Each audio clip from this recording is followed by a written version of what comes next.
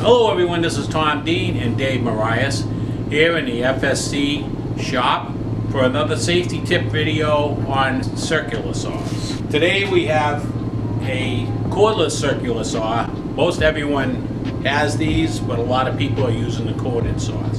So when you have a corded saw, the first thing you should do is to check it for the cord. Make sure that the cord is in good shape.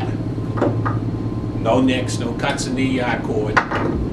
They all have the ground plug and the good, and both prong plugs still good in good shape. You also want to check the blade, flip the blade over, and make sure that all the teeth are in there and that it's not bent or misused in any misplaced teeth in any areas. And you also want to make sure it's good and tight and secure so that it's not going to come off and fall off the blade as you use it. A lot of people use a handsaw and they use just one hand. They're made for two hands. They have two handles. They have the handle here and they have a handle here. If you're using both the hands on the saw, chances are you're not going to get cut because you have them firmly set on the saw and they're not out there where your fingers could be cut or anything on your hand could be cut in any way. The other thing you want to do is make sure that the blade that you're using is the type of blade that we want to use for the material that we're cutting, and it also is the right blade size and RPM size for your saw.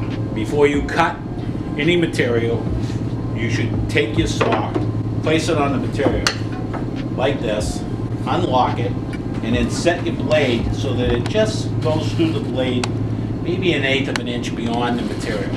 That way there, you're not overcutting with your blade and taking a chance of having a kickback. A lot of times people will just go at full depth, cut through, and they could be cutting something else that you're not intentionally wanting to cut. So you take the saw firmly in your hands, both hands, you get it on the material, it's all adjusted, push to safety, make your cut.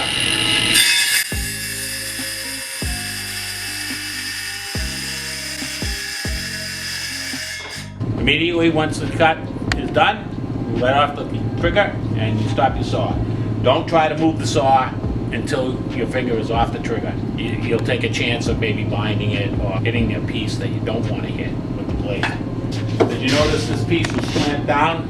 I have this chop saw here and I clamped it down so that it wouldn't move around too much on us and stayed secure. So these are the few tips that I had for you. Of course, as always, safety glasses are a must. Thank you and have a good day.